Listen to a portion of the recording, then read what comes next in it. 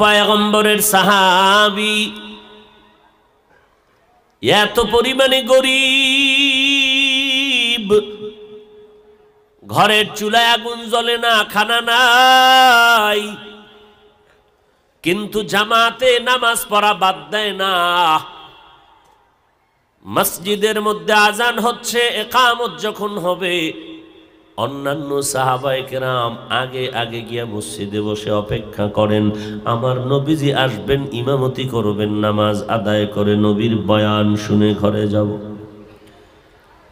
একজন আল্লাহর নবীর সাহাবী অন্যান্য সাহাবাদের থেকে একটু আলাদা ভাবে মসজিদে যায়। বলে কেমন? বলে যখন সবাই নামাজের ইকামত দেওয়া হয়, দাঁড়ায় যায়, তখন সাহাবী মসজিদে ঢুকে নামাজে দাঁড়ায়। অন্যান্য সাহাবায়ে কেরাম নামাজের পরে বসে নবীজির বয়ান শুনে ঘরে যায়, কিন্তু এই সাহাবী নবীজির নামাজের সালামের পর একটা দৌড় মারিয়া ঘরে চলে যায়, বয়ান শুনতে অপেক্ষা করে না। একদিন, দুদিন, 3 দিন সাহাবায়ে কেরামের নজরে পড়ে হুজুরের কাছে বিচার দায়ের করলেন, অনুরোধ জানালেন, অভিযোগ দিলেন। মায়ার নবী অভিযোগ শুনে কিছু বললেন না, চুপ করে থাকলেন।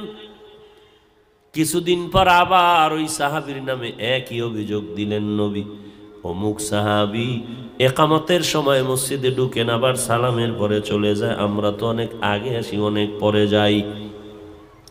নবী 2 বার অভিযোগ শুনে কিছু বললেন না, চুপ থাকলেন। তৃতীয়বারে যখন আবার বললেন, নবী বলেন চলেন আমরা যাই। সাহাবীর বাড়িতে গিয়ে খবর নেই, কোনো মুসিবতে হয়তো গ্রেফতার হয়ে আছে, চলেন, খবর নেই। আর আমরা কি করি? ও নামাজে আয় না, ওর কাছে যাবই, কথা কয় না, ওর কাছে, ওরে সালামও দিবেন না, ও নামাজে আয় না, ওরে সালাম নাই, কালাম নাই, ওর দোকান থেকে কিছু নিবেন না। তাবলিগলারে বাস দাও, এই কামটা তো তাবলিগলারা করে, কথা কেন কেন? এই কামটা তো তাবলিগওয়ালারা করে। তুমি তো বলো নামাজ পড়ে না, যাব না, তাবলিগওয়ালারা বলে 100 বার যাব, তাকে দাওয়াত দিতেই থাকবো, আসুক আর না আসুক। নবীর এই কামটা তো তাবলিগওয়ালারা করে, তুমি বিরোধিতা করে তোমার কপাল পুরলে কি হবে? তুমি আমি বলি লোকটা নামাজে কেন আসে না, মসজিদে কেন আসে না, ওর কাছে যাব না, ওর থেকে কিছু খাবো না, ও দাওয়াত দিলে যাব না, ওর সাথে সালাম নাই, ওর সাথে কালাম নাই। আর নবী কি কয়? চলো সাহাবীর ঘরে চলো, দেখি কোনো মুসিবতে আছে নাকি। মায়ার নবী নিজে যাচ্ছেন খবর নিতে, কেউ পাঠায় নাই, যাই মিয়া আপনি জানতো ওর উপরে ঠাডা টাডা ফললো নি, একটু খবর নেন তো, মসজিদে আসে না কেন। আর রসুল রহমাতুল্লিল আলামিন বলে চলো, আমি যাব, আমি যাব, চলো। বয়ান শুনে কান দিয়ে ঢুকাইলে হবে না রে বাবা, জীবনে বাস্তবায়ন করতে হবে যদি মুসলমান হইয়া কবরে যেতে চাও।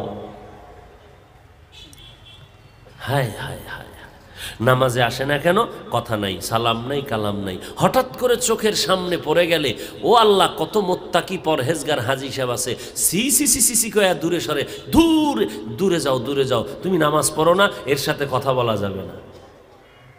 আবার কি কয়, স্লোগানও শিখছি, কি বলবো, এসে যায়, কন্ট্রোল করতে পারি না, কি বলবো। বললে আবার বলি এক কথা, তিল বানায় বাঙালি তাল, বলেছে তিল বানায় তাল। কি কয় জানেননি? রোগ ঘৃণা করো, রুগীকে নয়।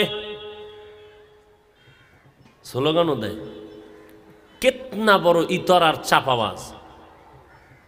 স্লোগান দেয় কি?